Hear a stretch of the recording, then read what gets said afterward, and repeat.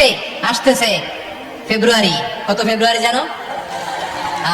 এটা কি বিশ্ব ভালোবাসা দিবস? হ্যাঁ, কি দিবস?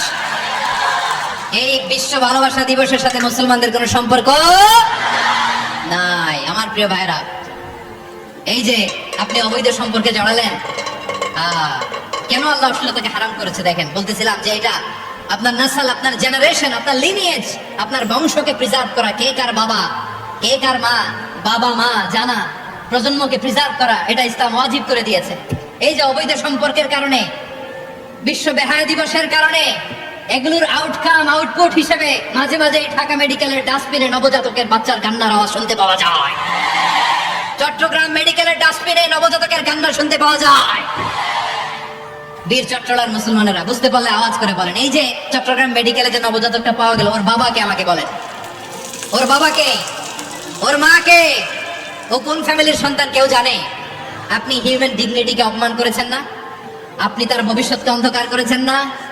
আপনি তার লিনিয়েজকে প্রশ্নবিদ্ধ করে দিয়েছেন না?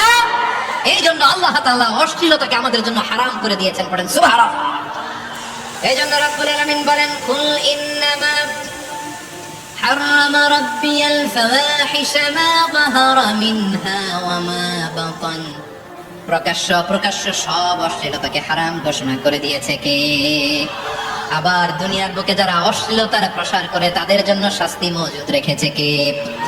রাব্বুল আলামিন বলেন, ইন্নাল্লাযীনা ইউহিব্বুনা আন তাশিআল ফাহিশাতু ফিল্লাযীনা আমানু লাহুম আযাবুন আলীমুন ফিদ দুনিয়া ওয়াল আখিরাতি ওয়াল্লাহু ইয়া'লামু ওয়া আনতুম লা তা'লামুন।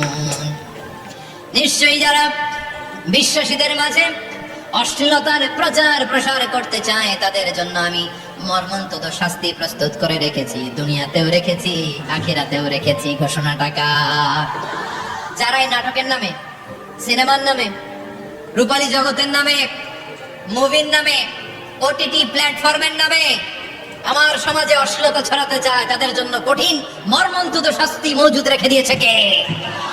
ও আমার বোনেরা, এখনো আপনি জাগবেন না? এখনো আপনার চিন্তার দুয়ারে এখনো নাড়া পড়ে নাই?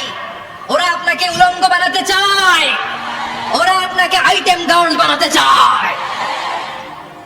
এজন্য ইসলাম অশ্লীলতাকে হারাম করেছে। হারাম। ইসলাম বলেছে যোজন যোজন দূরে থাকো, ওরা বলে না কাছে আসো, কাছে আসার গল্প, ক্লোজ আপ ওয়ান, কাছে আসার গল্প আছে না? নাই? চট্টগ্রামে তো এগুলো নাই মাশাআল্লাহ। হ্যাঁ, এখানেও আছে ক্লোজ আপ ওয়ান, কাছে আসার গল্প। আল্লাহ বলেন, ওয়ালা তাকরাবুজ জিনা, কাছেও এসো না, জিনা থেকে যোজন যোজন কিলো দূরে থাকো, ওরা বলে কাছে আসার গল্প। আমার বীর চট্টলার ভাইয়েরা, কাছে আসতে হলে আমরা কোরআনের কাছে আসবো, কাছে আসতে হলে নবীর কাছে আসবো, কাছে আসার গল্প হবে আমার রবের কাছে আসার গল্প। চিল্লায় বলো ঠিক কিনা?